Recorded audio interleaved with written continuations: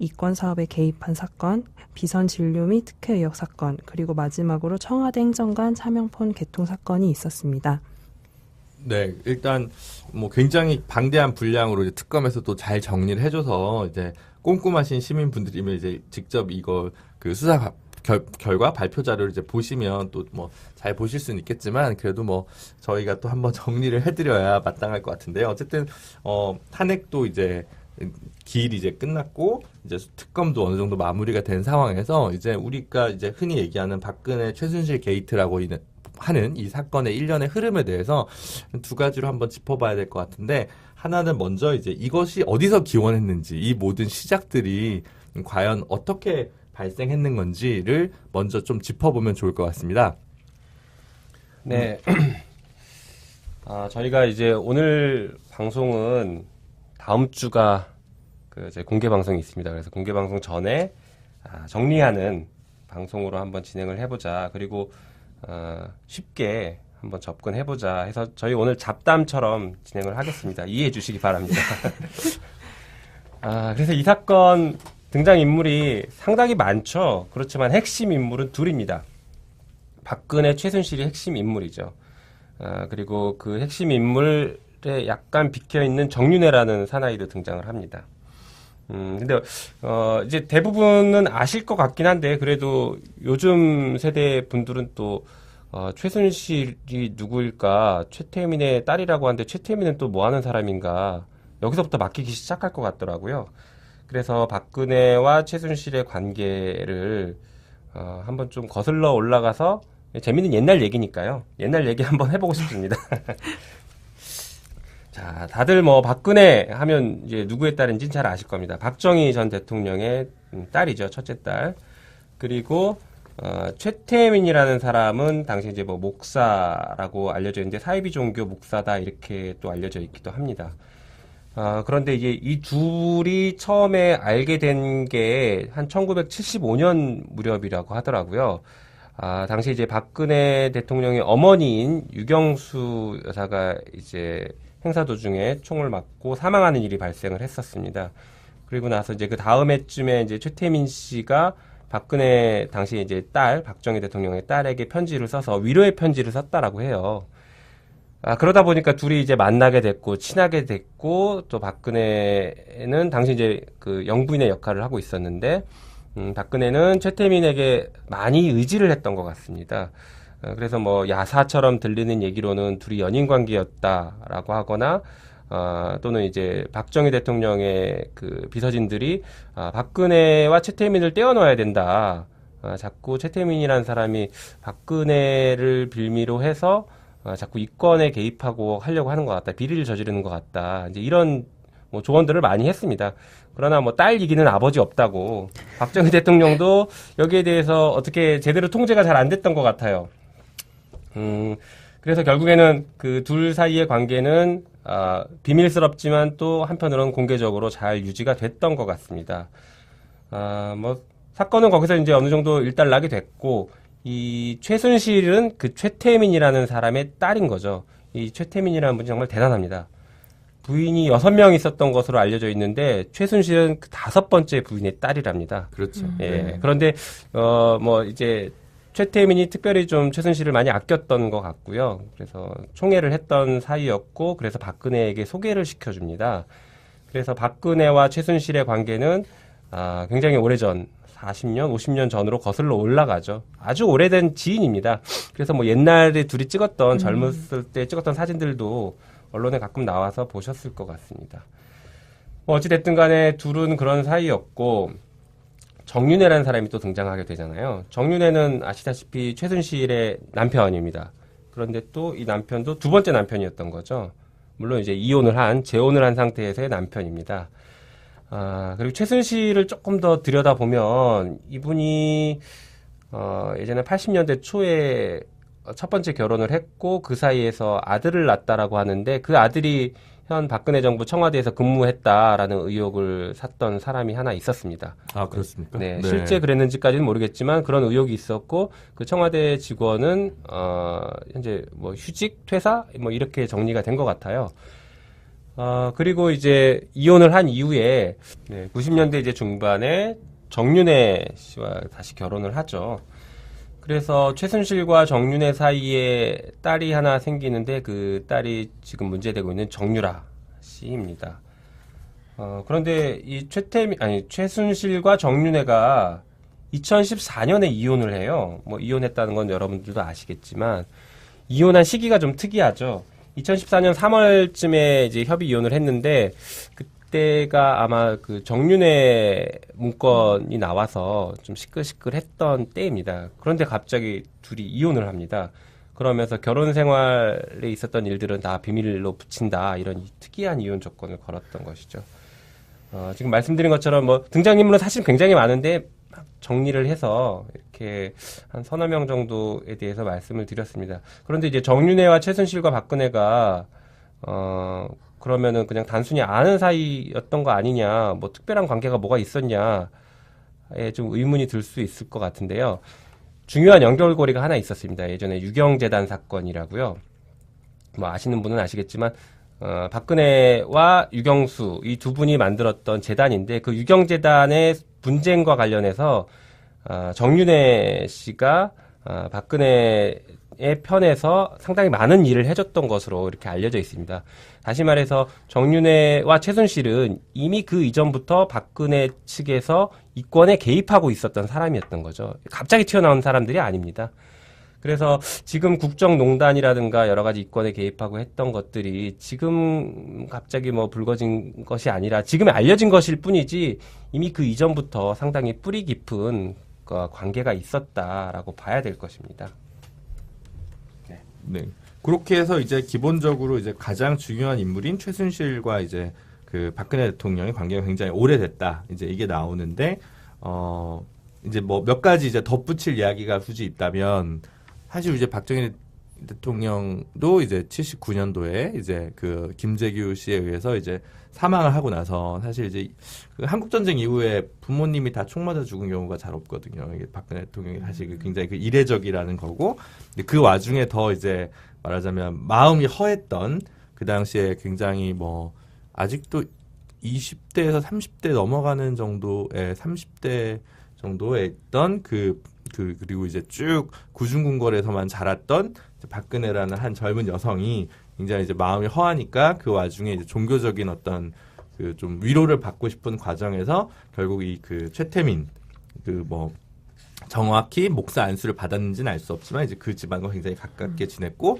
그런 과정에서 이제 쭉 많은 것들을 믿고 맡기는 관계가 되었다는 것이 이제 그 쭉 이제 이동안에 이 국정농단에 관련된 주요 관계자들이 어떻게 엮이게 됐는가라는 것 같고요. 그리고 이제 뭐 조금 더 덧붙이면 그 최태민 씨의 이제 딸이 그 최순실 씨 말고 그 언니가 최순득 씨가 또 있었는데 최순득 씨의 이제 그 딸이 장시호 이 분이 이제 또 이제 등장을 해야 되는 거죠. 그래서 그 말하자면 장시호와 정유라는 사촌 언니 동생 관계라고 하는데요. 이 장시호 씨가 또 이제 역시 그 굉장히 많은 걸 가담을 했는데 이 장시호 씨가 이제 이번 특검에서 또 굉장히 갑자기 심경의 변화를 일으켜서 많은 이야기들을 풀면서 이제 수사의 고리가 많이 풀렸다는 게 이제 언론에서 잘 주지된 사실이죠. 그래서 그 이제 그러면 장시호 씨가 이렇게 마음을 바뀌고 그 최순득 씨라는 분도 상당히 이제 그 뭘까 뭐 굉장히 관여를 많이 했던 것일지도 모른다는 추측은 하는데 다만 이제 박근혜 정권 들어서서는 뭐 몸이 좀 안 좋으시다거나 뭐 이렇게 돼가지고 이제 별로 이제 관여를 한 것이 없고 지금은 이제 주된 핵심 인물은 최순실 그리고 최순실의 남편이었던 정윤회가 굉장히 많은 역할을 했던 것으로 그렇게 이해를 하면 되지 않을까요? 네, 맞습니다. 그런데 여기 지금 우리가 알고 있거나 수사가 진행됐던 것들에 사실 정윤회가 많이 빠져 있어요. 네. 그런데 이게 정윤회 씨는 굉장히 예전부터 박근혜 대통령의 비서실장 역할을 했고 아마 2002년인가 이때부터 그런 역할을 했고 뭐 이권에도 개입을 했던 최측근 중에 최측근이거든요. 그래서 한때는 그 박지만과 최고 권력을 다투는 사이였다 이런 얘기까지 보도가 나올 정도로 권력의 핵심에 있었던 사람인데 이혼 이후에는 최순실이 사실상 급부상을 한 것 같고 정윤회는 뒤로 물러난 느낌이거든요. 그런데 과연 최순실만 이렇게 나쁜 짓 했냐? 정윤회도 분명히 뭔가 있을 것 같은데 놓치고 있는 게 지금 많이 아쉽죠. 네. 그래서 하여튼 요렇게 해서 이제 이 그 게이트에 일어난 어떤 구조들이 있는 것 같은데 어제 근데 그 제가 TV를 보니까 그 JTBC에서 하는 스포트라이트인가요? 거기서 보면 이제 그 조순재 씨라는 분의 아드님이 방송에 이렇게 나와서 이제 쭉 얘기를 하는데 이제 그분 주장은 이제 그 아까 말씀하신 우리 김용민 변호사님이 말씀해주신 그 최태민 목사의 그 5번째 부인이 임선희 씨라는 분인데 이제 임선희 씨 분 딸이 이제 최순실 최순득이고 근데 이제 임선희 씨도 재혼이었고 임선희 씨가 이제 그 전에 결혼을 해서 그 사이에 낳은 아들이 이제 조순재라는 분이었다는 거예요. 이분은 사망을 하셨는데 이분이 박근혜 대통령은 이제 대통령이 돼서는 안 된다라는 녹취록을 이제 2007년 대선 당시에 싹 한번 풀어서 이제 여의도에서 한번 난리가 났다가 이제 그냥 사라지고 2007년 대선 당시인가요? 그 2012년 대선 당시인가 조순재 씨가 이제 사망을 하고 이제 조순재 씨 아드님이 지금 이제 비망록을 준비를 하고 있다는 게 이제 어제 보도가 났는데 거기에 얘기에 따르면 그 나이 차이가 있으니까요. 그 당시 최초의 박근혜 대통령이 청와대에서 79년, 80년에 쫓겨나고 나서 그 뒤에 많은 일들을 이제 임선희 씨가 또 했던 것 같더라고요. 최태민의 부인이 되는 사람이 이제 그런 역할을 했던 것으로 이제 알려져 있고, 그러니까 조순재라는 분과 최순실, 최순득은 동복 동생인 거죠. 그러니까 이제 아버지는 다른데 이제 어머니는 같은 이제 그런 사이라고 이제 알면 이해하시면 될 것 같고 이제 그들 사이에서 굉장히 은밀한 이권들이 이제 유경재단이라든가 정수장학회라든가 뭐 이런 것들에서 쭉 굴레를 이제 계속 되어 왔고 결국은 이제 이 살아남은 자들 그들 사이에서 살아남은 자들이 박근혜 대통령이 대통령 된 이후에 국정을 농단하면서 수없이 많은 새로운 이권 사업에 개입을 하면서 이 게이트가 굉장히 커졌다라는 것이 이제 굴러온 이제 정황인 것 같습니다. 네, 그렇죠. 그리고 사실 이제 이 사건에서 또 빠져 있는 중요한 조연이 있죠. 국정원. 지금 사실 뭐 수사나 뭐 현재 탄핵에서는 상당히 많이 빠져 있는 것 같은데 이제 국정원의 개입. 또 이 사건에서는 굉장히 비중 있는 부분이라고 보여져요. 그런 근거들은 여러 가지 이제 보도들이 나오긴 했고 최근에 또 헌법재판소 뭐 사찰을 했다라는 의혹까지 보도되고 있어서 이제 국정원이 어떻게 움직이는지 왜 이 사람들이 열심히 움직이는지 뭐 그런 것들도 사실은 이제 지나면서 계속 밝혀져야 될 부분이라고 생각이 됩니다. 주요 등장 인물이라고 봐야죠 국정원도. 네. 그래서 이제 국정원 얘기는 이제 사실 이제 얘기할 때마다 조심스러워서 이제 네. 무서우세요? 네, 그럼요. 민변 내 국정원으로 알려진 아닙니다. 국정원을 무서워하시다니. 네, 국정원 얘기 잘 모르겠고 저기 뭐 하나 제가 아까 얘기 빼먹은 게 있어서 오늘 그 특검 수사 발표 자료 보면 최순실 일가가 지금 갖고 있는 재산이 확인된 재산이 이제 2,730억이라고. 보도가 됐어요. 그러니까 수사 자료가 발표가 났습니다. 그러니까 뭐 누구든 이제 2,730억 정도는 가질 수 있다고 생각하시는 분들도 있을 수 있겠지만 사실은 마땅한 그 최순실 씨가 뭐 유치원 선생님이나 이제 몇 가지 학원들을 했고 뭐 재단에서 근무를 했고 이런 일들이 있었지만 사실 뚜렷한 소득이 없고 본인의 자꾸 하신 부친인 최태민 목사도 그냥 이제 뭐 사랑의 교회나 순복음교회처럼 큰 교회를 이루신 게 아닌데 도대체 어떻게 돈이 구르면 2,730억이라는 재산이 이제 확인이 될까? 그게 지금 그 최순실 씨가 그 인출하지 못한 재산만 계좌에 남아있던 게 현금으로 41억이라는 거거든요. 그러니까 누구나 계좌에 또 41억쯤 있을 수 있다고 생각하실 수도 있지만 어쨌든 그런 것만 봐도 이 이권의 역사와 이렇게 부패, 뭐 하여튼 그 권한 남용, 알 수 없는 뭐 탈세 이런 일들이 굉장히 많이 일어났을 것이라고 추측이 되고 또 뭐 투자를 잘해서 그 중간에 뭐 성공했을 수도 있겠죠. 워낙 그동안 대한민국 땅값이 또 경천 동지할 정도로 올랐었기 때문에 이제 그런 것들이 있는데 관련해서 이제 그 부분에 대해서는 아직 뭐 완전히 그 드러난 그 면모가 완전히 드러난 건 아닌 것 같아요. 일단 뭐 차명 재산까지는 다 확인이 안 됐을 거고 또 뭐 알 수 없지 않습니까? 우리 또 스위스라든가 뭐 아니면 케이만 군도 같은 조세 피난처에 또 어떤 돈들이 숨어 있을지 알 수는 없는데 어쨌든 적어도 이 일가가 갖고 있는 현재 재산이 2,730억이다라는 것은 이제 굉장히 추측성 보도가 아니라 이제 특검에서 밝혀진 사안이라는 점도 이 사건이 시작이 그냥 단순히 박근혜 대통령 집권 재임 시절에 몇 가지 이권 사업을 획책하다가 적발된 것만으로 이제 단정할 수 없고 그렇게만 시기열을 짧게 볼 수 없는 성격이 있는 거 아니냐 이렇게 좀 볼 수 있을 것 같습니다. 보니까 예금이나 금융자산이 500억이에요. 500억. 그러니까 예금 또는 현금화 시킬 수 있는 금융자산들이 포함된 게 500억이니까 엄청난 재산인 거죠. 이게 정말 좋은 회사도 500억 현금 자산 가지고 있기 어렵거든요. 금융자산 가지고 있기 굉장히 어려운데 정말 대단합니다. 대한민국이 이분들한테 정말 수익 사업, 좋은 수익 모델이었던 것 같네요.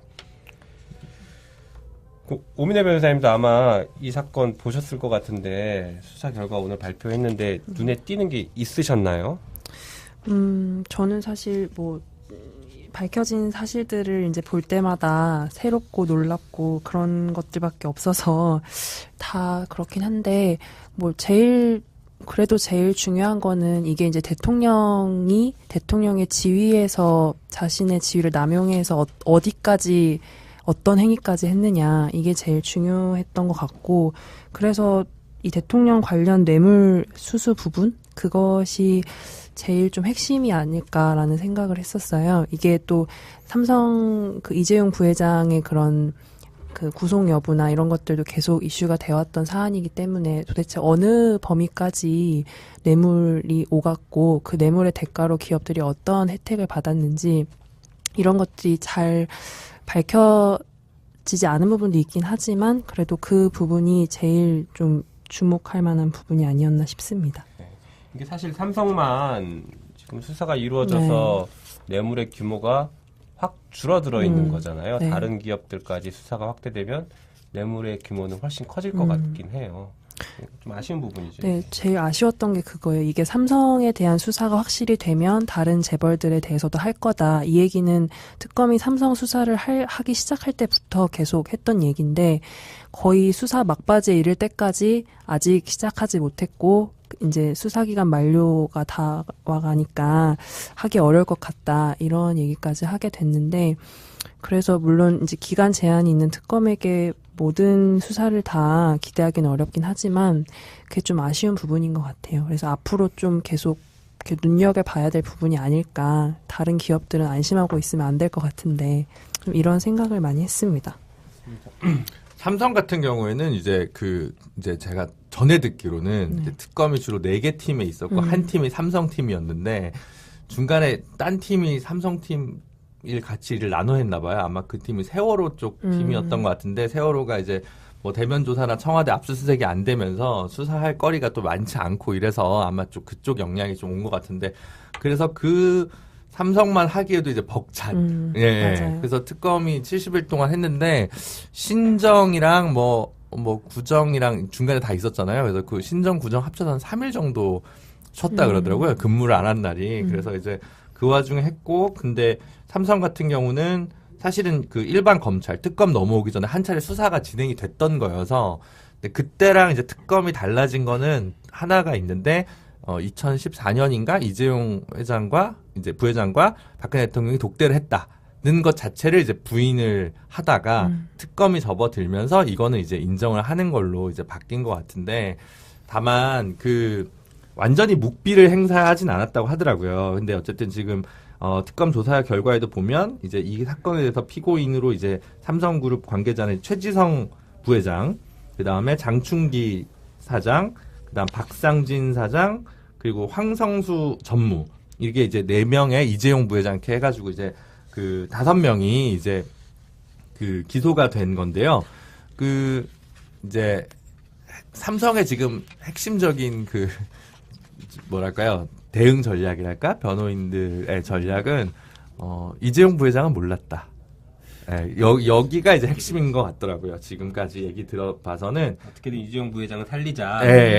지금 현재 모든 키워드는 그렇게 돼 있고 아무래도 대한승마협회 회장을 이제 겸임한 삼성전자 사장했던 박상진 이분이 이제 실무적으로 많은 걸 주도할 수밖에 없었던 정황들은 이제 수사 과정에서 충분히 이제 좀 자료들이 좀 확보가 된 것 같고 어차피 돈이 이제 나갔으니까요. 몇십억이라는 돈이 그 독일에 있는 그 뭐 가짜 회사 코어 스포츠라는 가짜 회사를 통해서 몇십억이 출연되고 이런 것들이 이제 말하자면 그 빼도 박도 못한 이제 진실이기 때문에 그 부분은 다 이제 인정을 할 수밖에 없을 텐데 다만 이재용 부회장은 뭐 그룹의 미래이고 그룹의 후계자인 건 맞으나 이제 이런 사안들까지 이렇게 전부 보고되고 결제된 사항이 아니다.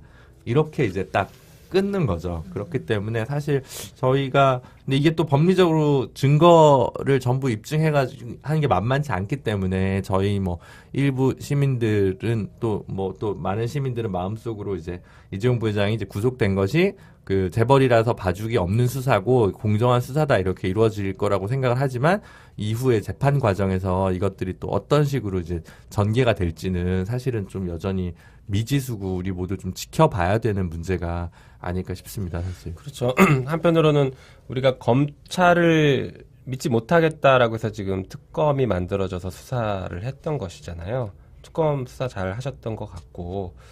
그런데 여전히 우리 국민들은 이제 사법부에 대한 불신도 상당히 크거든요. 실제로 재판을 한두 번 해보신 분들은, 뭐, 결론에 승복을 하는 것을 떠나서, 사법부의 재판 과정이나 이런 것들이 공정하지 못하다라거나, 문제가 있다라고 느끼는 분들이 상당히 많아요. 그래서 사법 피해자 모임 같은 것들도 있고, 그런 상황에서 과연 이재용에 대한 재판이 공정하게 이루어질 것이냐에 대한 의심은 여전히 남아있다라고 봐야죠. 그래서 사법부도 이에 대해서 잘 인식하고 정말로 뭐 양심에 따라서 법에 따라서 재판을 하면은 그게 상식이 통하는 판결이 나올 수 있을 것 같거든요. 근데 그렇지 못하니까 자꾸 불신을 쌓게 되는 것 같습니다. 그래서 사실 이게 까딱하다가는 뭐 예를 들어 피고인 이재용이 국회에서의 이제 증언을 허위 증언을 했다. 이것만 처벌받고 나머지는 뭐 이렇게 꼬리 자르기 식으로 이렇게 정리된다랄지 이런 식으로 이제 결과가 이어지면 결코 안 될 것이기 때문에 이 부분이 사실은 뭐 이재용 부회장이 뭐 구속 수사가 이루어지고 있는 부분은 증거인멸 가능성을 막기 위해서 굉장히 바람직하고 타당한 것이지만 재판 과정에서 이게 또 참 얼마나 많은 증인들이 좀 이렇게 법의 경계에서 미묘한 증언들을 하고 이렇게 될지에 대해서 보면 상당히 좀 쉽지 않은 과제가 남아있는 거 아닐까. 특히 뭐 공소 유지를 해야 되는 특검 분들이 이제 몇 분 남아 계시잖아요. 이분들도 사실 그 아직 가야 될 길이 되게 멀다고 생각할 수 있을 것 같더라고요. 그나마 이제 삼성그룹에서 이번에 미전실이라 그러죠. 미래전략실이랑 그 산하 대관 조직을 다 해체하기로 발표한 것은 뭐 이름 어쨌든 간에 좀 뭐 긍정적인 신호라고 볼 수 있는 측면이 한 축으로 있는 것 같고 또 다른 축으로는 그 약간 얘기가 넘어가는 거지만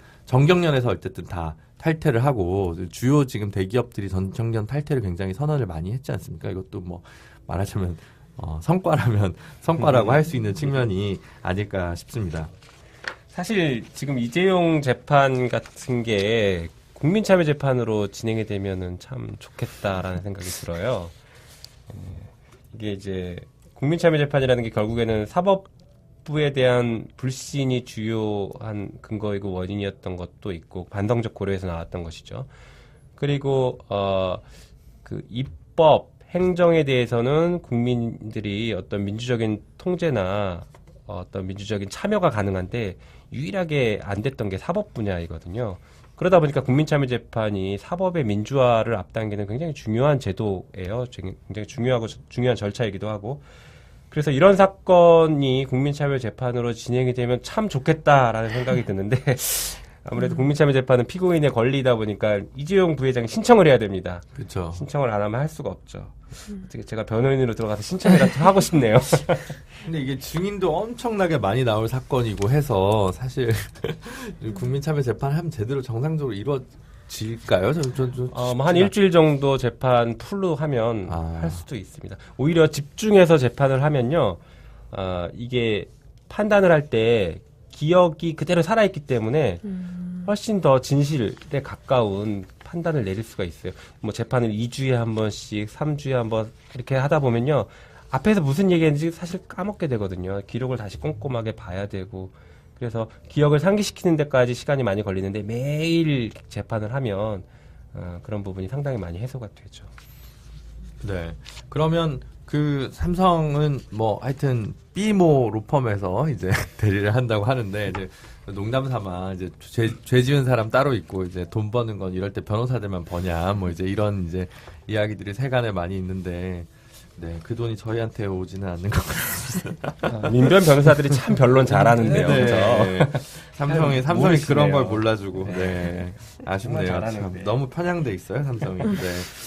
아무튼 네 그렇게 있고 근데 이제 다음 넘어갈 게 삼성 하나만 더 짚으면 이제 국민연금을 이제 사용해가지고 어쨌든 동원한 게 제일 문제지 않습니까? 딴 거는 또 뭐 삼성 주주를 이익을 배신한 횡령 사건이라고 볼 수도 있고 이제 그렇게 삼성의 후계 구도 계승을 위해서 이제 이권을 주고 뭐 이제 그를 위해 바톤 터치를 한 것이 한축으로는 뭐 삼성의 주주들을 배신한 거고 권한을 남용한 거지만 다른 한편으로 또 국민연금을 여기서 동원했다는 게 대단히 좀 쟁점적인 건 있거든요. 근데 이제 이거 관련해서도 참 보건복지부 장관을 지내시고 국민연금공단 이사장이셨던 이제 문영표 전 장관이 구속되는 참 이례적인 일인데 이것도 이제 지금 갈 길이 좀 멀죠. 이 부분 같은 경우에는. 근데 국민연금이 어떻게 지금 국민들의 대다수의 이제 좀 역설이 있는 것 같아요. 삼성전자가 작년에 주식이 많이 올라가지고 국민연금이 올해 이제 작년에 이익을 많이 봤다고 하더라고요. 근데 그게 이제 미실현 이익일 수 있어서요. 이게 장부가와 실제 실현 이익은 항상 다릅니다. 아니요, 삼성전자에 어려워요. 투자를 많이 해서 이익을 본 건 이익을 본 거고 이 문제가 된 사건은 삼성물산이랑 제일모직 합병 사건이기 때문에 양자를 분리해서 너무 우리 시민 여러분들이 삼성을 하나로 보지 마시고 다 이제 법인격이 별도의 회사들이니까 이제 그게 하나의 쟁점이 아닐까 싶고 어쨌든 향후에도 국민연금이 가지고 있는 주식이 상당하고 이 주식이 이제 어떻게 좀 의결권 행사했을 때 국민의 이익에 편에 서가지고 대기업의 어떤 뭐 경영권 계승과 세습을 위해 사용되지 않고 악용되지 않기 위해서 역시 또 우리 시민분들의 이제 눈과 시야, 뭐 전문가 집단의 워칭 이런 것들이 되게 좀 동반돼야 되는 게 아닌가 이런 생각이 듭니다. 어쨌든 그 이재용 혹은 이제 하필 그때가 참 맞은 것 같아요. 어쨌든 박근혜 대통령이나 최순실 씨는 뭔가 이제 집권을 하고 있던 동시에 뭔가 이권 사업을 획책을 하려고 했을 거고 그러면 이제 우리나라에서 제일 큰 기업이 삼성인데 삼성이 뭐가 아쉽다고 이런 일을 할 리가 없는데 그때 마침 이건 대통령이래 이건이 총수가 쓰러지시고 하필 경영권 승계가 문제가 돼가지고 이 사단이 났으니까 이게 굉장히 참 역사에 되게 아이러니일 것 같다는 생각이 되게 많이 들거든요. 왜냐하면 어떤 대기업은 그냥 K재단, 미르재단에 얼마간 출연만 하고 사실 현재까지 알려진 바로는 별다른 대가도 요구하지 않고 맨날 있었던 일이겠거니 이렇고 준조세적으로 이제 돈을 뜯기고 말았던 대기업들도 일부는 있는 것 같거든요. 모든 대기업이 다 거래관계나 대가관계를 바랬던 건 아닌 것 같은데 삼성 같은 경우는 단순히 K나 미르재단만 돈 준 게 아니라 더 적극적으로 스포츠단 뭐 승마 사업 지원을 통해 가지고 이 최 씨와 박 씨의 이 커넥션과 긴밀하게 연관돼 있는 건 사실로 보여서 이게 단순히 어떤 일부의 어르신들께서는 맨날 이게 무슨 국가에서 이런 재단 만들자고 할 때 대기업이 사회공헌 기금으로 출연하는 것인데 삼성은 큰 기업이니까 더 많이 냈다 이렇게만 해석하시는 수 없는 결정적인 증거가 사실은 그 스포츠 사업 승마에 대해서 돈 집어넣고 독일에 돈 보내고 이런 것들이 아닐까 싶습니다. 그래서 이 부분이 되게 이제 삼성과 삼성공화국을 위해서 그리고 박근혜 공화국을 위해서 있었던 이 커넥션이 만천하에 이렇게 드러났다는 게 되게 다행인 것 같다는 생각이 좀 들고 이런 게 좀 반복되지 않았으면 좋겠다는 생각을 저는 여기서 굉장히 한 가지 해봅니다. 드는 의문은 박근혜 정부만 그랬겠느냐. 그 앞정부인 MB정부에서도 우리가 의심하고 있는 사건들이 정말 많이 있었거든요. 그게 밝혀질 날이 오겠죠. 구체적으로 하나씩 나열하기는 어렵겠지만 밝혀질 날이 오겠죠. 뭐 4대강 대표적인 게 4대강 사업인데 네. 뭐 그런 것들도 밝혀질 날이 오고 정권이 바뀌어서 그런 것들을 정말 공명정대하게 수사하고 파헤치고 처벌할 거 처벌하고 했으면 좋겠습니다. 그게 뭐 보복 보복이다, 뭐 정권 차원의 보복행위다, 정치적 보복이다 이렇게 흘러가지 않고 정말로 국민들이 바라보는 상식에 맞게 좀 진실이 드러났으면 좋겠어요. 사실 정경유착 이제 사건들 같은 경우에는 뭐 정치 보복이라고 하기 좀 어려운 부분인데도 불구하고 항상 좀 그런 식으로 좀 해석이 되더라고요. 그렇죠. 그래서 처벌 받으실 분들은 다 처벌을 받아야 되는데 그나마 이제 최근에 이제 아까 이제 그 전 대통령 얘기를 조금 하시니까 이제 부산에서 일어나고 있는 LCT 사태 같은 경우도 이제 네, 모 전 대통령의 형님이 관계돼 있다. 뭐 이제 이런 세간에 이제 소문들이 돌고 있는데 어쨌든 그 해운대구에 이제 거대한 건물 LCT가 이제 세워지고 있고 지금도 공사 중이더라고요. 제가 지난달에 부산에 가보니까 열심히 공사 중인데 거기에서 이제 구청장 하셨고 해당 지역구 국회의원이신 배모 의원께서 지금 또 이제 네, 구속이 되셨죠? 구속이 되셨고 전 부산시장도 현재 최소 3천만 원은 받았다는 뇌물수수 혐의를 인정한 것으로 보이는 또 보도가 났고 해서 이게 단순히 특정 정치 세력이 집권했을 때 어떤 부당한 부패라기보다는 이 그 이권과 관련된 인허가권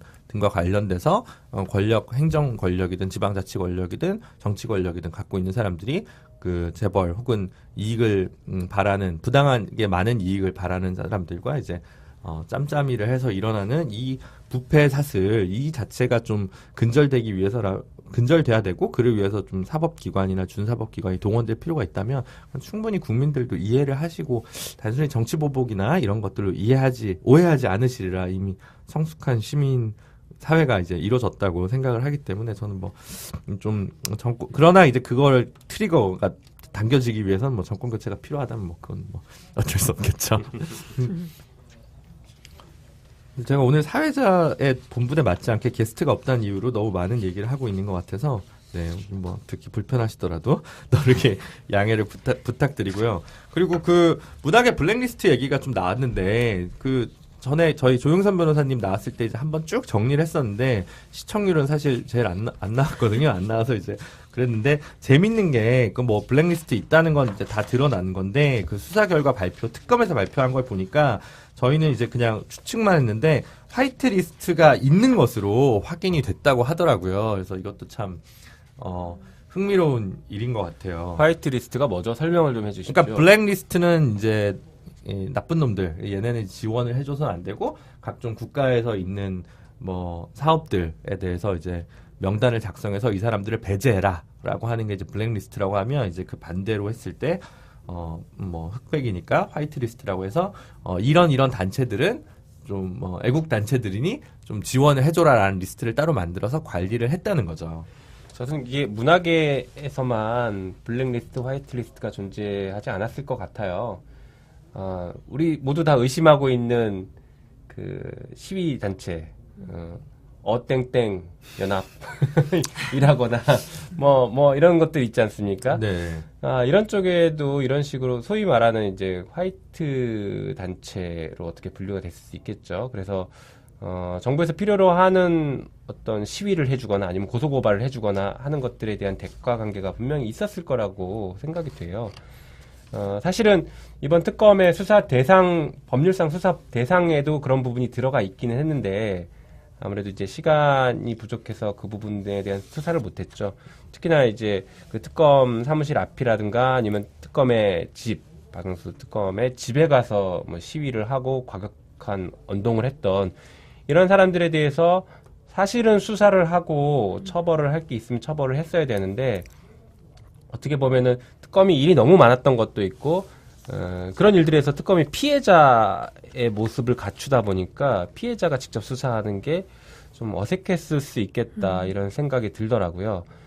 그렇다라고 하면 뭐 경찰이나 검찰에서 적극적으로 나서서 수사를 해줬어야 되는데 아직까지 그 국민들의 힘이 그 세력들을 바꾸지는 못한 것 같습니다. 우리 할 일이 많습니다. 그래서 오늘 그 오전에 관련해서 고발을 했어요. 중앙지검에 그 특검 앞에서 박영수 특검 집 앞에서 뭐 야구방망이로 어떻게 하겠다 막 이렇게 위협했던 분들에 대한 고발을 진행을 했는데 또 그걸 어떻게 아셨는지 법원 앞에 또 오셔가지고 법원 앞에 수많은 태극기가 휘날리는 걸 봤는데 또 되게 고발이 들어갔으니까 좀 이런 사안을 검찰에서도 좀 수사를 잘 하고 처벌이 필요한 부분은 또 처벌을 하는 모습을 보여야 되지 않을까. 오늘 생각을 누가 했습니다. 고발했나요? 중앙지검. 오늘 청년당이었나? 예. 그러니까 아. 고발 주체는 그렇게 했고, 네. 예. 그래서 그 행위를 그냥 있으면 안 된다. 너무 이제 노골적인 위협을 하다 보니까 그래서 오늘 고발을 진행을 했습니다. 지난주에 시민분이 민변 사무실로 전화 오셔가지고 고발 안 하냐, 네. 민변에서 고발 안 하냐. 그래서 저희는 이제 고발 주체로는 잘 안 하잖아요.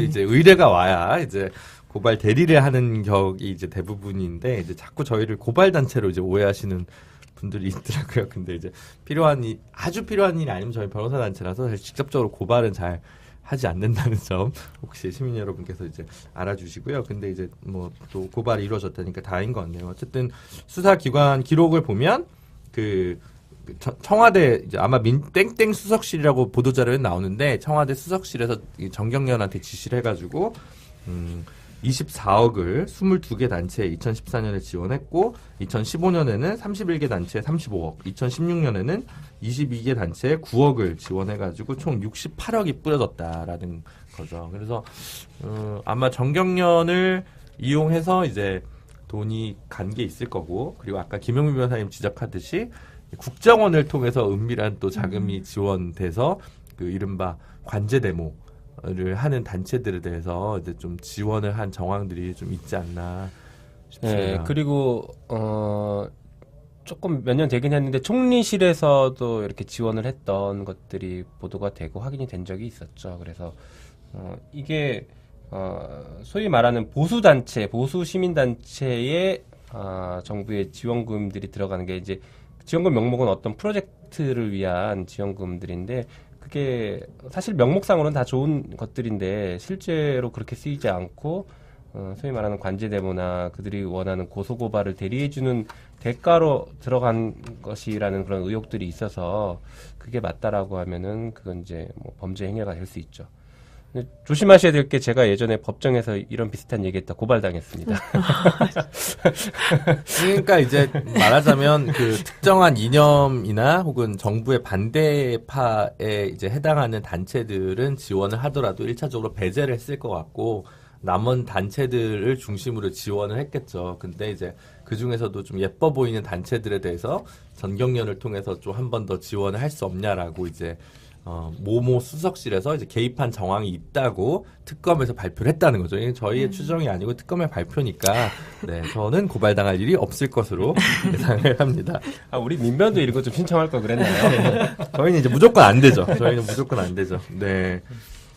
그리고 이제 실제로 근데 참 그런 게 아까 이제 최순실 그리고 뭐 정유라 씨 얘기를 많이 했는데 이번 특검에서 제일 피고인이 많이 발생한 건 이화여대. 네, 맞아요. 예, 인것 같더라. 삼성이 아니라 이화여대라는 게 참 약간 뭐 그렇긴 한데, 어떻게 보면 미묘한데 작년 여름에서 가을 넘어가는 와중에 이화여대 학생들의 투쟁이 또 어떻게 보면 묘한 어떤 하나의 또 원동력이나 촛불로까지 가는데 이제 좀 기여를 한 바도 있었는데, 참 결과적으로 아직도 그 학생들은 뭐 심리 치료도 많이 받고 있다고 하고 긴 시간 동안 이제 점거 농성 과정에서 좀 학생들이 또 이제 상처를 많이 받고 특히 뭐 전경들이 대거 투입된다든가 뭐 교수들이 자기를 좀 제자를 제대로 대해주지 않고 대화의 대상으로 여기지 않았던 부분들에 대해서 또 이제 한측에서는 또 여성 혐오적인 그런 것들의 인터넷에서의 그런 표현들 부적합한 표현들이 있다 보니까 이화여대 학생들이 또 마스크를 쓰고 시위를 하니까 또 거기에 대해서 또 반복되는 공격을 부당하게 받는다든지 좀 많은 것들을 한편에서 좀 남긴 어떤 싸움이고 사건이지 않았나 싶습니다. 그런데 결과적으로는 정유라 씨는 이제 저희가 얼굴은 한 번도 못 봤는데 이화여대 입학은 좀 취소된 거죠? 고등학교 입학까지 다 취소된 걸로 알고 그죠? 있는데. 네, 그럼 이제 중졸로. 네. 그래서 기소 내용이나 수사 내용 보니까 최순실 씨가 청담고등학교 선생님한테 30만 원인가 20만 원 준 것까지 이렇게 좀 기록이 돼 있다고요. 근데 어쨌든 그 많은 교수님들이 이제 뭐 학점에 있어서 편의를 봐주고, 사실 뭐 되게 쉽게 생각했을 수도 있을 것 같아요. 이 학생이 누구의 딸인지도 알지도 못하고, 그냥 체육특기생이나 어떤 연예인들 같은 경우에는 수업을 좀 제대로 들어올 수 없으니까 좀 편의를 봐달라. 이런 식으로 이제 이어가지고 출석이나 이런 거에서 좀 관대한 경향들이 사실 없지 않아 있었던 적이 대학의 현실이긴 했던 것 같거든요. 저는 반대로 들었습니다. 사실 준 내부자에게 들은 얘기인데요. 네. 준 내부자가 맞는지 모르겠지만 오히려 뭐 이제 확실하진 않은데 그분들의 진술에 의하면은 역으로 이용했다라는 얘기를 하더라고요. 그래서 최순실의 딸이 이화여대 입학을 하고 학점이나 이런 데에서 특혜나 편의를 보고 있었던 것이잖아요. 네. 그런 것들이 오히려 빌미가 돼서 최순실이 이화여대 박근혜 대통령을 통해서 이화여대에 어떤 정책 자금을 지원하거나 교육부에서 지원을 해주거나 이런 것들로 활용이 됐다. 그래서 소위 말해 딸을 볼모로 잡혀서 역이용 당했을 수 있다. 이제 이런 얘기들을 하시는 분들도 있더라고요. 그게 뭐 아직 확인된 얘기는 아니지만 그림상으로는 충분히 그럴 수 있겠다라는 생각은 듭니다. 네. 그렇죠. 이제 그 이화여대가 이제 이 정부에서 프라임 사업, 뭐 에이스 사업, 코어 사업, 뭐 여러 가지 사업들에 있어서 이제 지원을 받은 것은 사실인데, 아직 이제 특검에서도 거기에 대해서 얼만큼 대통령이나 최순실의 관여가 있었는지에 대해서는 확인이 안 된 건 맞는 것 같아요. 그 대가성에 대해서 이제 그거는 근데 역으로 김영민 변호사님이 제보 들으신 거에 의하면 역으로 이제 이쪽이 해준다고 한 게 아니라 저쪽에서 이제 역으로 볼모로 잡아서 했으면 이제 특검에서 프레임을 잘못 잡고 수사를 한 걸 수도 있겠네요. 네. 참. 네. 그 다음에 이제 할 얘기가 우리가 아마 최순실 씨가 이제 그 국정농단의 핵심 중에 하나가 이권 사업 말고 이제 인사에 엄청나게 광범위하게 개입했다. 뭐 심지어 대법원 인사에도 개입했다. 뭐 별의별 얘기가 이제 다 나왔는데 듣고도 믿기지가 않는 얘기인데요. 어떻게 뭐 오민아 변호사님 여기에 대해서 좀 한번 정리를. 네, 사실 저도 이 최순실이라는 분이 어떤 행위까지 했나 이거를 보는 게 되게 너무 쫓아가기가 어렵더라고요. 근데 이제 오늘 수사 결과 발표를 보면서 이 지점을 한번 확인할 수 있었는데, 일단 민관 인사에 개입을 했다는 혐의예요. 그래서 어떤 건지 보면 이제 대통령이랑 공모를 해서 이제 금융기관에 이제 인사에 개입을 했다. 근데 그게 어떤 인사 개입이냐? 그러니까 미얀마에서 공적 원조 사업을 하는데 거기에서 이권을 확보하기 위해서 이제 미얀마 대사와 그리고 코이카 이사장을 인선하는 과정에 개입을 한 거죠, 실질적으로. 그래서 이후에 이제 본인이 대통령한테 영향력을 행사하는 걸 통해서 실질적으로 이권을 취득하기 위한 그런 행위를 했다는 혐의인데요. 이것에 대해서도 좀 충분히 수사가 진행이 되어서 특검이 이렇게 오늘 발표를 한 것으로 보입니다. 네, 그러니까 이게 참 귀인을 어디서 만나야 된다고 얘기를 하는 게 이제 특검에서 발표한 공소사실 요주에는 이제 익명 처리가 돼 있으니까 저희들이 그 취지대로 하면 하나은행, 그러니까 외환은행, KB 그쵸. 하나은행이니까 이제 뭐 원래 외환은행 출신인지 하나은행 출신인지 알 길은 없는데 이제 프랑크푸르트, 그러니까 독일의 지점장으로 계셨던 이땡땡님이 계셨는데 이땡땡님이 이제 뭔가 안 것 같아요. 예, 내막을. 최순실 씨가 굉장히 귀인이라는 네. 걸 이제 안 것 같아요. 그래서 이제 여러 가지 편의를 봐줬던 것 같고 이제 그걸 대가로 해서 이제 인사청탁을 한 거죠. 하나은행 안에서의 KB 하나은행에서 이제 본부장급으로 좀 승격을 시켜달라. 근데 이제 이게 직접 간 게 아니라 이게 어떻게 가냐면 이제 안종범 경제수석을 통해서 금융위 부위원장을 통해서 하나금융그룹 회장을 통해서 이렇게 이제 갔다는 거죠. 그렇게 해가지고 이제 그 인사가 났다는 거고. 근데 이제 이분이 친한 분들이 있었는데 그게 이제 미얀마 대사로 임용되신 삼성전기 임원 출신이라는 그분과 그리고 이제 코이카 이사장인 그분 이제 코트라 출신인데 보통 이제 이 코이카 이쪽은 외교 공적 원조 사업 이런 거기 때문에 보통 이제 뭐 맞든 틀리든 간에 외교통상부 출신 분이 이제 가는 자리인데 이거 이제 코트라 출신 분이 이제 간다든가 이제 이런 일들이 있었는데 이게 이제 중간에 있었던 그 공모자랄까 내부자랄까 이 역할을 한 게 이 프랑크푸르트 은행 지점장이셨다고 하더라고요. 이게 금융계에 종사하시는 분들은 이 얘기 들으면은 바로 이해가 가실 것 같은데, 금융회사에서 금융위원회나 금융감독원의 눈치를 정말 많이 보거든요. 거기서 한마디 하는 것들이 법에는 근거가 없어도 거기서 한마디 하는 것들이 실질적인 영향을 미치고 그게 커다란 불이익으로 돌아올 수도 있기 때문에 굉장히 민감합니다.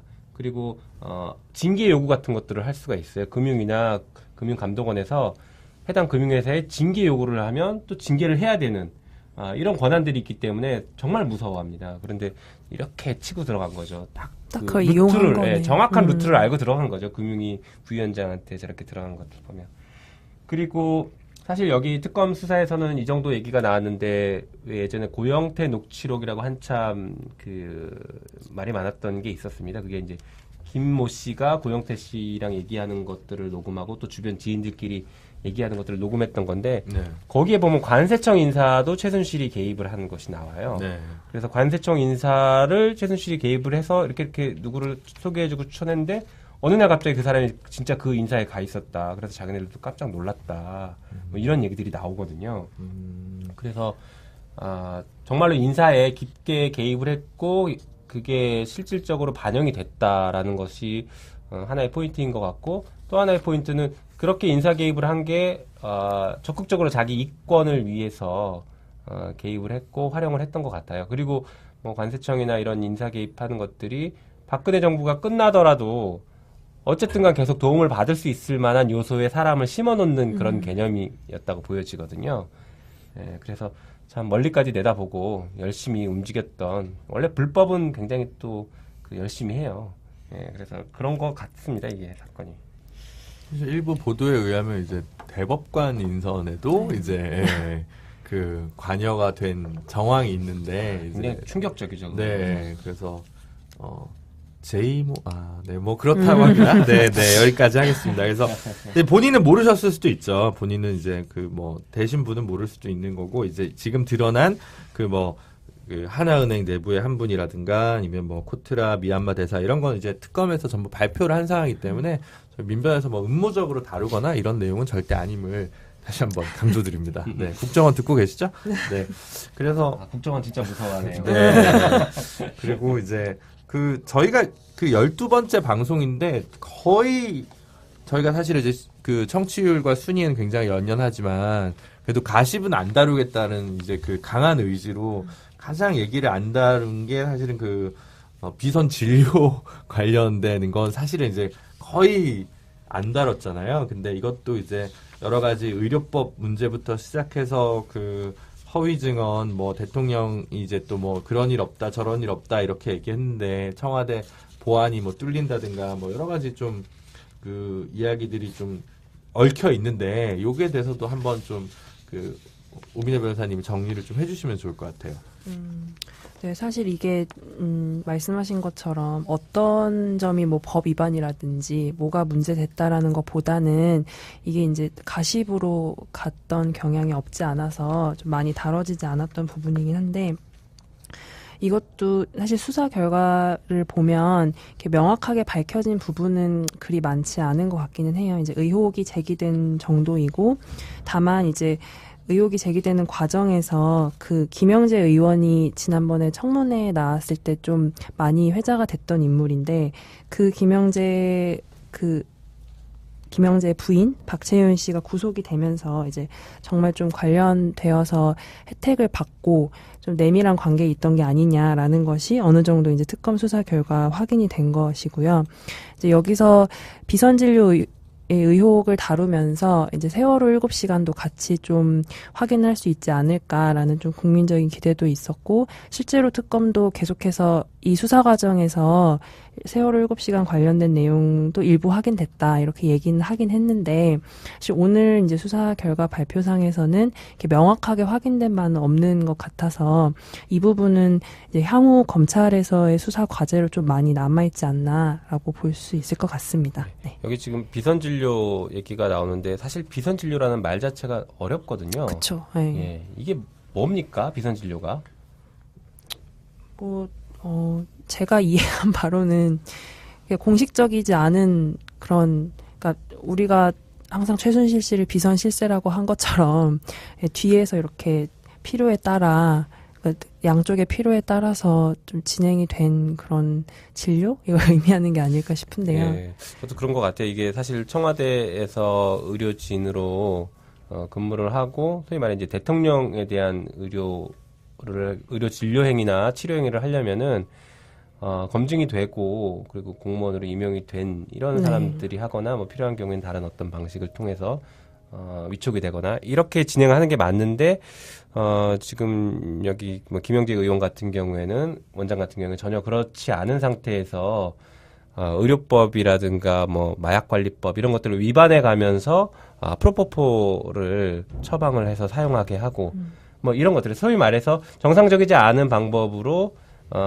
부정한 불법적인 시술이나 처방을 했던 이런 것들이라고 보여져요. 그래서 그거를 비선진료라고 조금 어떻게 보면 어렵게 표현을 네. 하고 있는 것 같긴 합니다. 자꾸 비선 나오니까 헷갈리더라고요. 그러니까 이게 이제 의료법 적용을 제대로 안 받았으면 불법 시술이죠. 쉽게 얘기해서 그렇죠. 이제 그 야매 시술을 이제 받은 거라고 이제 할 수가 있는데 대통령의 주치의가 있고 자문의가 있는데 그거에 전혀 이제 해당되지 않는 이제 뭐 김영재 의원이 이제 제일 유명하고 흥미로운 것은 특검에서는 이제 저는 왜 이럴 때 아줌마라는 표현을 썼는지 잘 모르겠는데 하여튼 주사 아줌마와 치료 아줌마 그리고 운동 치료 왕심리 원장 이런 분들이 지금 무면허 의료인들이 관저 청와대 안까지 들어와서 치료를 받은 것은 확인을 했다. 의혹이 아니라 확인을 했다. 다만 언론에 알려진 다른 주사 아줌마는 실제로 청와대 들어가서 주사를 놓은 적이 없다. 이런 것까지 확인을 했더라고요. 그래서 이것도 역시 뭐 굉장히 의혹으로 뭐 주사 바늘이 뭐 사진에 봤을 때 어떻네 저떻네 뭐 이런 것들은 몇 월 며칠에 했는지 이런 것까지 전부 다 뭐 다 드러나 있지는 않습니다만 최소한 몇몇 뭐랄까 용하다는 분들이거나 아니면 이제 의료법에 전혀 통제를 받지 않는 시술을 이렇게 대통령이 이제 받은 것은 확인이 된 것 같고, 예, 그렇죠. 아까 얘기했던 그 김영재 의원 같은 경우 그거에 따른 좀 대가성으로 혜택도 받고 부인이 운영하는 또는 그 처남이 운영하는 어떤 화장품 혹은 이제 그런 그 에스테틱 관련한 업체들도 몇 가지 혜택을 받은 것으로 보여서 그거는 이제 명백한 게 아닌가. 더구나 이제 이쪽에 김영재 의원 쪽이 이제 그 중동 진출을 도와봐라라고 어떤 전문가 컨설팅 업체 얘기를 했더니 이게 좀 힘들다. 준비가 돼 있지 않다 이랬더니 그쪽 회사가 막 그 세무조사를 당한 사실도 있었잖아요. 그래서 이런 것들 같은 경우도 뭐 물론 이제 그 인과관계가 정확히 해명은 되지 않았습니다만은 상당히 좀 작은 일에도 참 꼼꼼하고 집요하게 잘 챙긴 것 같아요. 이 그 뭐 대통령께서 그러셨는지 최순실 씨가 그랬는지는 좀 알긴 어렵지만 그 뭐 차병원 관련해서도 의혹은 많은데 아직 차병원 같은 경우도 전혀 의혹이 좀 드러나 있지 않아서 어떻게 보면 여기가 더 굉장히 큰 기업이고 위험한 문제인데 계속 이렇게 전혀 수사가 제대로 이루어지지 않아서 시시각각 증거는 인멸될 거고 장부는 파기될 거고 이런 부분들이 좀 안타까운 것 같아요. 그래서 오늘 사실 짧게 정리하는 방송을 우리가 지향하고 있기 때문에요. 저는 오늘 수사 결과 발표를 보고 꼭 얘기하고 싶은 게 있었습니다. 오늘 특검에서 수사 결과 발표의 핵심, 꽃은 저는 박근혜 대통령 관련 뇌물수수 사건이라거나 블랙리스트, 결국에는 박근혜를 초점으로 한 그 범죄 사실, 피의 사실을 정리해 준 것이 핵심이 아닌가 싶어요. 그래서 이 내용들이 결국에는 탄핵에서도 상당히 많은 영향을 미칠 것이라고 보여지는데요. 박근혜 대통령의 범죄 행위의 핵심 중의 핵심은 또 뇌물 사건이죠. 그걸 잠깐 보면은 그 뇌물을 삼성으로부터 430억 정도를 받거나 약속했고 실제로 받은 게 300억입니다. 그러면은 이게 정말 상상도 못할 금액인데 300억이 큰 금액이냐 적은 금액이냐 뭐 이런 것을 떠나서 이게 정말 뇌물죄에 있어서는 역대 최고가를 뭐 달리고 있는 게 아닌가 싶어요. 근데 이게 수사가 진행된 삼성만 현재 그 집어넣은 것이고 다른 회사들 대기업들은 빠져 있는 상태에서 이 정도 금액인 것이죠. 그러면 우리가 뇌물을 430억을 수수했거나 약속을 했다라고 하면 어느 정도 처벌받는지 이것도 굉장히 중요한 문제거든요. 우리 법에 보면은 이게 300억이 얼마나 큰지가 나옵니다. 법에는 1억 이상의 뇌물을 받으면 무기 또는 10년 이상 징역입니다. 1억 이상이에요, 그냥 한이. 그래서 뭐 10억, 100억 이거는 아예 그냥 고려하지 않고 1억만 넘어도 무기징역까지 가능해요. 그런데 이게 300억, 430억을 삼성과 관련해서 수수 또는 약속을 했다라는 것은 뭐 제대로만 수사가 이루어지고 제대로만 재판이 된다라고 하면 박근혜는 평생 감옥에서 나오지 못할 그런 처벌을 받을 것이라고 예상이 됩니다. 결국에 이 정도 사안이라고 하면 헌재에서 탄핵을 기각을 할 수가 없을 것 같아요. 정말 이게 뭐 지금 단순히 무죄 추정의 원칙이 적용되네 마네 이런 문제도 있긴 하겠지만 수많은 수사를 통해서 이미 기소까지 이루어진 마당에 이 정도의 연루가 됐다라고 하면 그거 자체로 탄핵이 되는 게 분명히 맞다라고 생각합니다. 그러면 네 그렇죠. 네 박근혜 대통령의 그 형사 사건 이제 공소가 되면 그 변호인을 참 하고 싶네요. 진심이십니까? 네? 아니 이제 모든 것을 자백하고 관대한 처분을 바란다고 자백 전문 자백을 하고 이것도 국민참여재판 하고 싶네요. 그래서 참 그게 흥미로운 이제 앞으로 주요하게 이제 바라볼 거죠. 이게 특검 수사 결과에 보면 어쨌든 박근혜 대통령이 분명 뇌물죄에서 핵심적인 지위를 차지했다. 아까 얘기했던 이재용 부회장 꼬리 자르기, 박근혜 대통령 꼬리 자르기 이 두 개가 일어날 개연성이 굉장히 클 텐데 이 부분들을 사법 절차에서 정당한 심판을 받아야 되지 않을까 싶습니다. 우리 민변에서 이것도 중계방송 해야 되는 거 아닌가 싶은 생각이 드네요. 너무 일을 키우나요, 제가? 아니요. 저희가 중계방송을 하면 또 이제 잃었다고, 초심을 잃었다고 할 것 같아가지고, 네, 그렇습니다. 일을 좀 너무 키우지 마십시오. 생각하시기에 따라 다르시겠지만 저희가 이제 변호사 업무를 하면서 이 방송을 하기 때문에 주간 방송 하나 메꾸는 것도 사실 좀 만만치가 않습니다. 네. 그리고 다른 거는 모르겠는데, 그러니까 어쨌든 최소한 대통령이 차명폰을 썼다는 것도 이제 명명백백하지 않습니까? 대포폰 쓴 것도 네. 이제, 이건 분명히 좀 잡범이긴 한데, 이게 좀 이렇게 처벌을 좀 받는 건 좀 확실해져야 될 것 같다는 생각이 들어서 되게 작은 것들을 놓치고 가는, 경우들이 많은 것 같아서 그렇고요. 이 정도로 대충 이제 특검을 저희가 짧게 해보려고 했는데 굉장히 좀 약간 늘어진 감이 있죠. 그래서 그 다음 이야기, 그러니까 이제 특검이 마무리되고 탄핵이 인용될 거라고 저희는 예측을 조심스럽게 하고 있습니다. 탄핵이 인용되고 만약에 이제 특검 결과가 이제 되더라도 이것들이 이제 그럼 앞으로 우리 삶이 굉장히 달라지는가?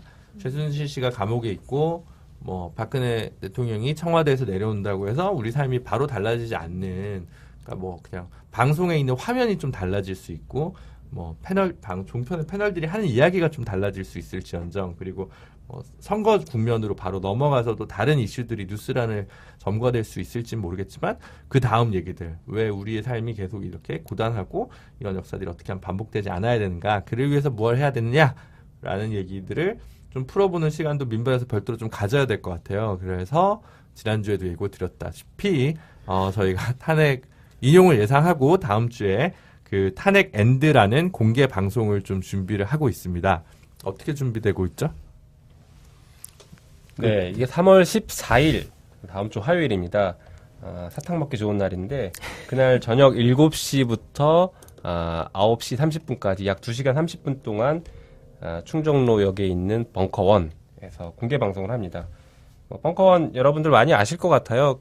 파파이스를 공개 방송하는 곳이고, 파파이스를 많이 보고 들으셨던 분들은 쉽게 찾아오실 수 있을 것 같고요. 그렇지 않으신 분들이라도 검색하면 금방 나옵니다. 충정로역 9번 출구에 있습니다. 그리고 따로 신청을 받거나 저희에게 접수를 하실 필요 없이 그냥 오시면 되고요. 오실 때 혼자 오시기 적적하니까 2-3명씩 꼭 데리고 오십시오. 입장료 따로 없습니다. 오셔서 방송 내용 들으시면 될 것 같습니다. 그리고 그 방송에 주요한 게스트들이 있는데요. 벌써 공개되나요? 공개해도 될 것 같습니다. 네. 네, 확정된 게스트로 변호사 2분이 계시고 변호사가 아닌 분 2분이 계십니다. 변호사 2분 중에 한 분은 민변 특위에 계시는 위원장님 백승원 변호사님, 전 민변 회장님이시기도 하죠. 그분이 나오시기로 했고, 그리고 대리인단 박근혜 탄핵의 국회 측 대리인단의 변호사로 활동하셨던 탁경국 변호사님, 이렇게 나오시기로 했습니다. 그리고 변호사가 아닌 분 2분은 여러분들 들으시면 아실 것 같은 매우 반가운 인물들인데요. 한 분은 그 김덕진 사무국장, 천주교인권위원회에서 활동하는데 지금 퇴진행동에서 활동을 하고 있습니다. 더 쉽게 얘기하면 집회 때 맨날 사회 보시는 분이 있어요. 좀 덩치 크고 머리 크신 분인데 그분 나오셔서 재밌는 얘기 많이 들려주실 겁니다. 아마 사회 잘 봐서 여러분들도 잘 기억을 하고 계실 것 같습니다. 그리고 또 한 분은 이번 그 박근혜 최순실 게이트의 문을 열었던 매우 중요한 내부 고발자이죠. K스포츠재단의 노승일 부장, 이분이 나와주시기로 약속을 했습니다. 아마 꼭 나오실 것 같아요. 얼마 전에 그 독일에 가 계시더라고요. 그래서 나와주시기로 꼭 약속을 하고 제대로 무사히 귀국을 했으면 나오실 것 같고요. 네, 죄송합니다. 귀국하셨을 것 같아요. 네, 제가 아직 확인은 못했지만. 일단 그렇게 4분이 확정돼서 나오시기로 했습니다. 그래서 여러 가지 재밌는 얘기들, 후일담들 이런 것들 들려주실 것 같습니다. 네, 꼭 많이 와주시기 바랍니다. 네, 저희가 그 항상 게스트 모시는데 주로 이제 변호사님들만, 저희 민변 변호사님들 모셨거든요. 그동안 이제 시청률을 위해서 더 거대한 좀 셀럽을 좀 섭외하고 싶은 욕망도 이제 치솟은 적이 많이 있었는데 꾹꾹 참았다가요. 지금 마지막 저희 공개 방송에서 좀 같이 하는 시간을, 또 이제 저희끼리만 방송을 하면 이제 그렇게 재미가 없다는 거 저희도 잘 압니다. 그래서 이제 오시는 분들 실망시키지 않으려고 이제 이 지금 말씀드린 4분 외에도 또 깜짝 게스트가 더 준비될 것 같습니다. 그래서 이제 그 전부 라인업을 공개하지 않은 점 이제 양해를 부탁드리고요. 당일날 좀 많이 오셔서 좀 민변 변호사들 얼굴도 좀 보고 같이 앞으로 한국 사회 어떻게 우리가 같이 만들어 갈 건지 좀 이야기하는 시간을 좀 허심탄회하게 가졌으면 좋겠습니다. 오민혜 변호사님도 그날 나오시죠? 네, 같이 뵙겠습니다. 드디어 김준우 변호사와 오민혜 변호사 얼굴이 공개되는 날이군요. 네, 기대하고 오셔도 됩니다. 네, 기대는 뭐 안 하셔도 돼요. 풀 메이크업을 그냥 하셔야 될 것 같은데요. 네, 저희 사탕 드리나요 혹시? 사탕은 저희 그 회원팀에서 아마 준비를 해주셔야 될 것 같은데 맞겠죠? 네. 하여튼 저희 사탕을 드릴 수도 있는데 롯데 사탕은 아닐 수 있습니다. 네, 그 점만 말씀드리고요. 이렇게 12번째 방송 특검 수사 결과가 발표되는 걸 기점으로 해서 좀 한번 박근혜 게이트가 어디서 기원했는지부터 시작해서 현재까지 드러난 것들에서 쭉 이제 좀 다뤄봤고요. 이것들이 반복되는 구조와 이제 이제 적폐 청산을 위한 과제는 좀 13번째 방송에서 같이 좀 다룰 수 있도록 준비를 하겠습니다. 뭐 게스트 없는 방송이라 좀 머쓱하긴 했는데 어쨌든 저희 김용민 PD님부터 좀 클로징 멘트를 좀 해주시죠. 네, 사실 저희가 이렇게까지 방송을 끌고 올지 몰랐습니다. 그냥 해야 될 것 같아서 하자 했는데 다 초심자이다 보니까 처음에 실수도 많이 했고 여전히 방송은 재미없게 흘러가고 있고 뭐 그렇긴 한데 그래도 저희가 뭐 자신 있게 말씀드리고 수 있는 것은 이 탄핵 정국을 민변에서 계속 예의주시하고 쓴소리 해가면서 어떻게든지 좋은 방향으로 이끌어내기 위해서 노력을 해왔다라는 것은 뭐 자신 있게 말씀드릴 수 있습니다. 그게 뭐 어떤 좋은 결과를 이끌어낼지 어떨지는 아직 잘 모르니까 뭐 결과까지 말씀드리긴 어렵겠지만 열심히 하여튼 노력을 했습니다. 저희들이.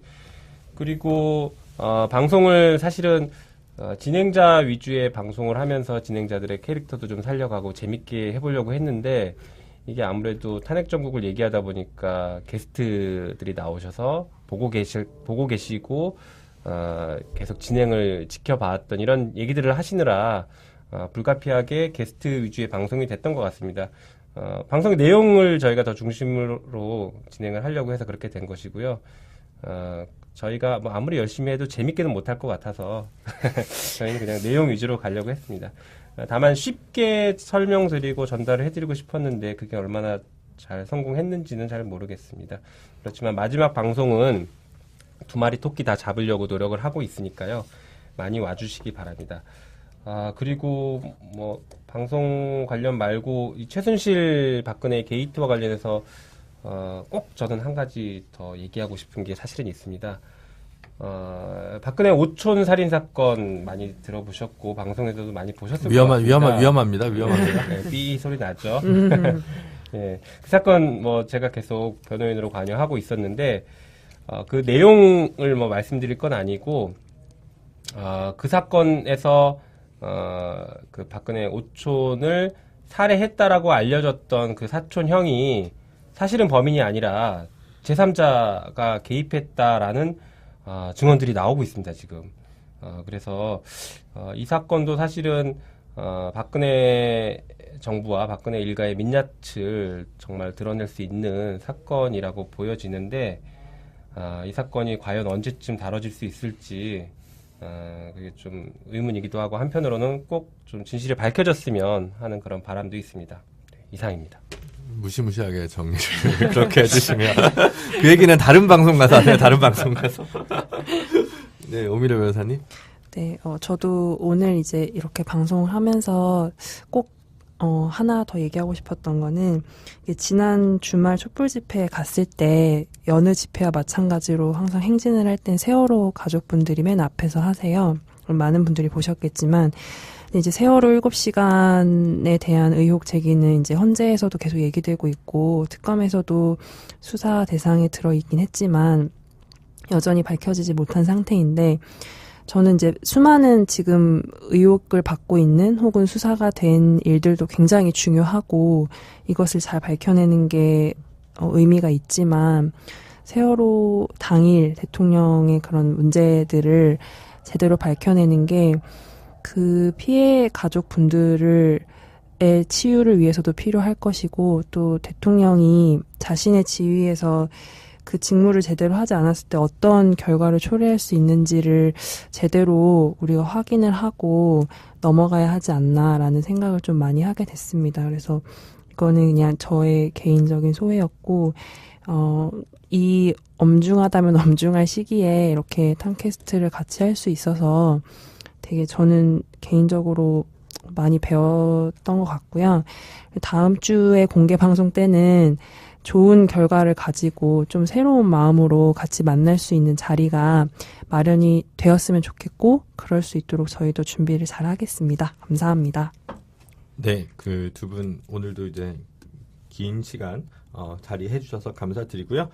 저희는 13번째 방송, 다음 주 방송이 이제 그러니까 저희가 공개 방송을 하고 그 공개 방송 업로드가 되면 이제 마지막입니다. 그래서 탐캐스트는 이제 다음 주에 마무리를 하고요. 그리고 나서 그 다음 어떤 새로운 방송으로 저희가 이제 다시 찾아뵐지, 네, 그때 제가 찾아뵐 수 있을지 뭐 이런 건 아직 좀 미지수입니다만은 그 어쨌든 그렇게 또 새로운 방송들로 꼭 탄핵 얘기만 이제 쭉 했는데 저희가 다른 공익적 목적의 소송이라든가 사안에 대해서 좀 이야기를 시민 여러분과 함께 할 수 있는 시간을 갖도록 꼭 노력을 하도록 하겠습니다. 네.